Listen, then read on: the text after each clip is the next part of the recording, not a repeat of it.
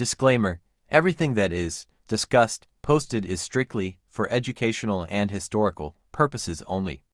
It does not promote nor condone illegal activities.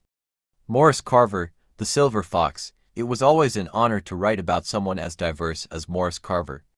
Much has been said about this bigger-than-life Texan, and almost everyone that knew him either strongly liked or disliked him.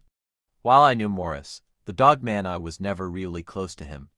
By the time I first met Maurice, I had heard so much pro and con I figured the best policy was just to watch him. I'd be at a very private get-together miles from Texas at a most secretive site, and he would show up in his cowboy boots, Stetson hat, and usually dressed to kill.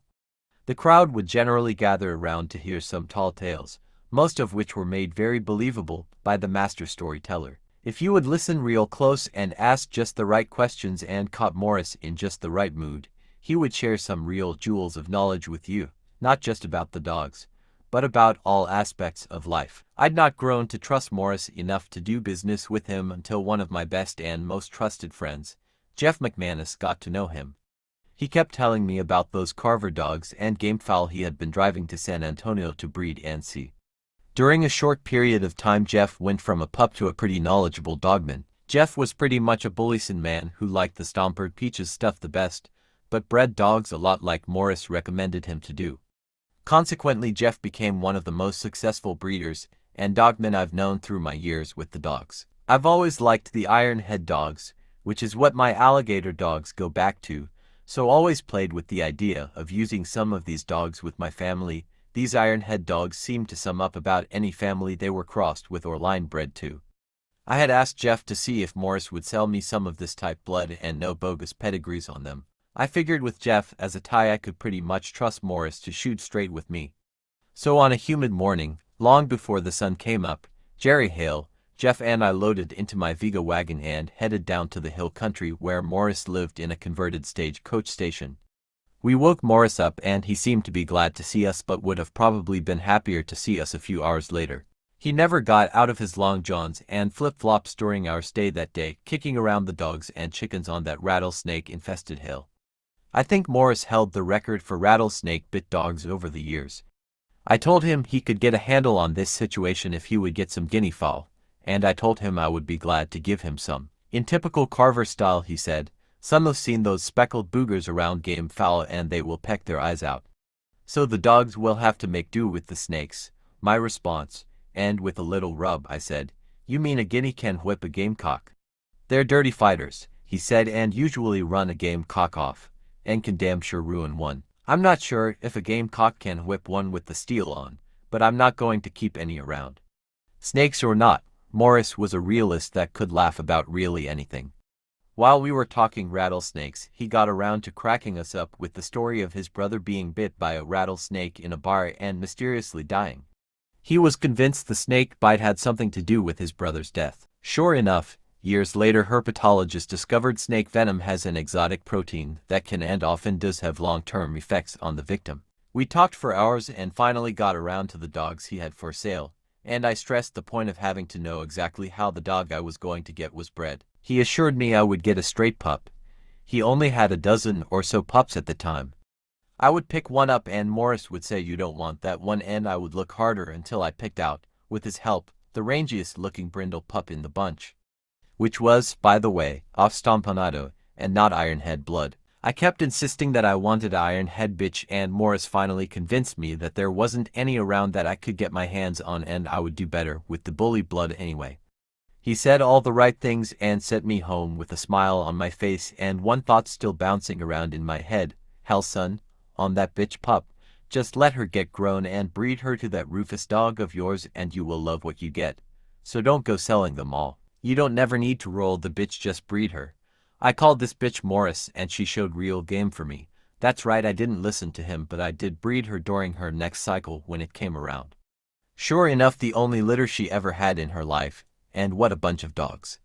JCH, Jack JM, Pig Snort, Teddy Bear, and probably my favorite, Davis Bell. I was at a contest between plumbers Jade and Art when the subject of referee came up, and of course the boys from Houston wanted Maurice and the locals were not excited by this since Maurice was real tight with Art's backers.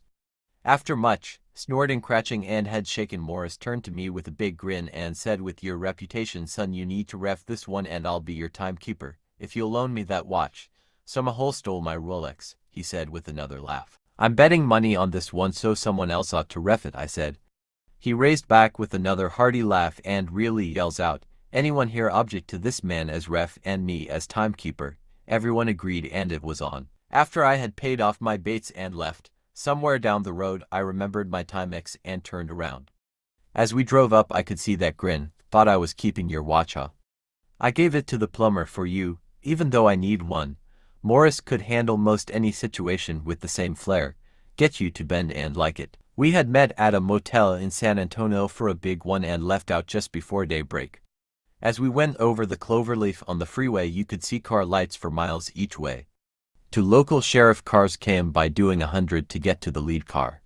I later learned that they told Maurice he was sure making their jobs hard and next time to bring a few out at a time so they wouldn't have to investigate this suspicious behavior. They also assured him they would be in another part of the county until they heard his show was over. We ended up in a big chicken fighting arena for one of the best shows I had ever attended. As the sun came up, Ed Weaver came in saying, "Damn, everyone here must have drove two cars."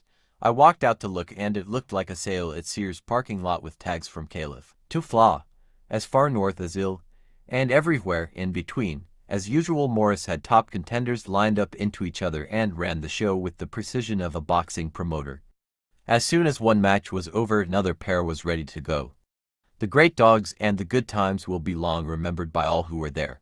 There are too many good Maurice Carver stories to tell them all, but one of the best was when George Gilman and Billy Don went down to get a dog from Maurice back in the 70s. George said, "What a layout, mounted gamecocks on the windowsill fighting, a wood carving of two dogs fighting, and a full-length picture of a nude woman on the wall.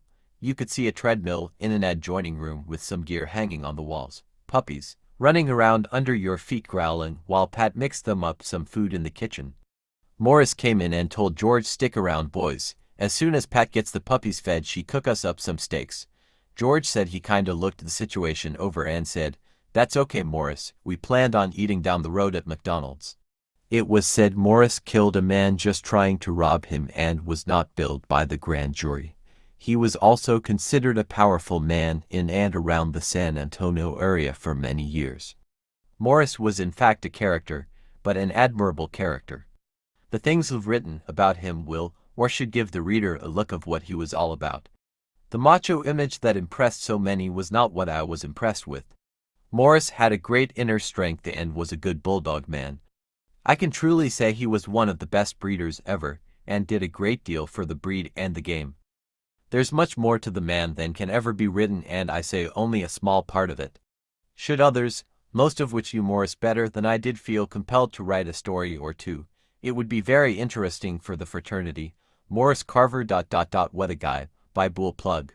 Well, there you go, folks, the story of the Silver Fox, Maurice Carver.